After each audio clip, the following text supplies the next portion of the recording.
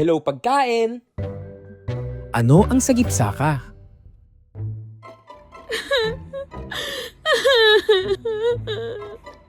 Uy, sis!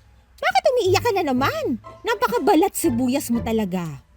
Nangangamatis na ang mata mo. Anong problema?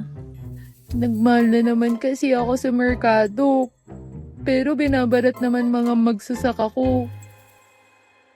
Oh, may gulay. Same tayo ng problema. Hirap talaga tayong ibenta. Grabe ang ating bighati. Tama. Kahit kayod kalabaw na yung magsasaka ko, hirap pa rin eh. Ganyan din yung bossing ko. Hirap na makabingwit ng kita. Huwag na kayong mag-alala mga kasama dahil nandito na ang sagipsaka. Sagipsaka? Teka, ano ba yun? Marami pa akong kakaining bigas para mapaliwanag to. Kaya, pasok, Kiko! Hello, pagkain! Ang Sagipsaka o Republic Act 11321 ay batas kung saan direktang makakapagbenta na ang mga mangingisda at magsasaka na wala ng public bidding sa merkado.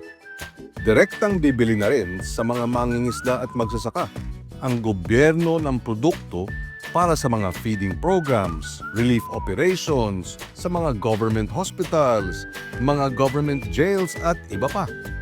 Wala nang middleman. Mabibili na sa mas maganda at tamang presyo ang mga produkto nila.